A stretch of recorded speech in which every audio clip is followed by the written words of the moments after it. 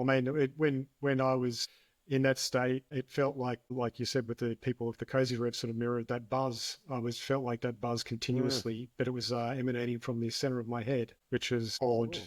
And it sounded like a metallic sort of tone, and I felt it in my head and down my spine, and it basically made me feel like I was high all the time. It gave me extra powers. I could actually hear at a distance, and I had intuition, which was off the charts.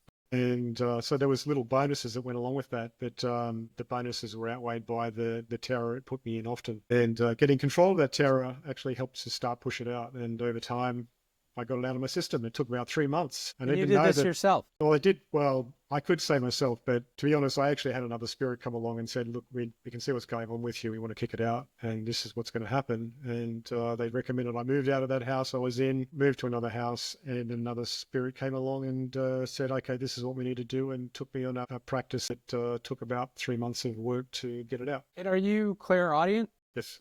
So you're hearing directly. Yeah, I hear directly. I sometimes have visions and sometimes intuitive things pop in, and I would say I'm psychic as well. But these are all things I think as normal. I grew up pretty much turned Totally. on from a very young age. At the age of 4, I used to literally, as a toddler, cross the road of a house into a forest and sit with beings that I thought were my friends. And they taught me how to meditate at the age of 4. So I don't know what that was about, but it seemed to color my whole life.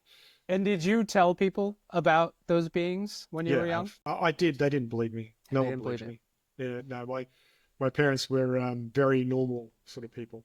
And how did that affect you growing up? I discovered quickly that I had to shut that down.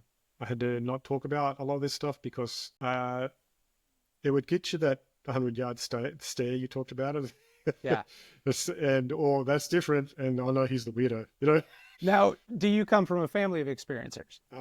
I'm adopted, so I can't say. Okay. Yeah. My original parents were Russian and English, and I was adopted out at the age of 28 days to Australian parents and grew up under their wings. Do you know your original surname? Original surnames. Yes, I do. It's actually Seraphim. Yeah, I know. I think you're intergenerational.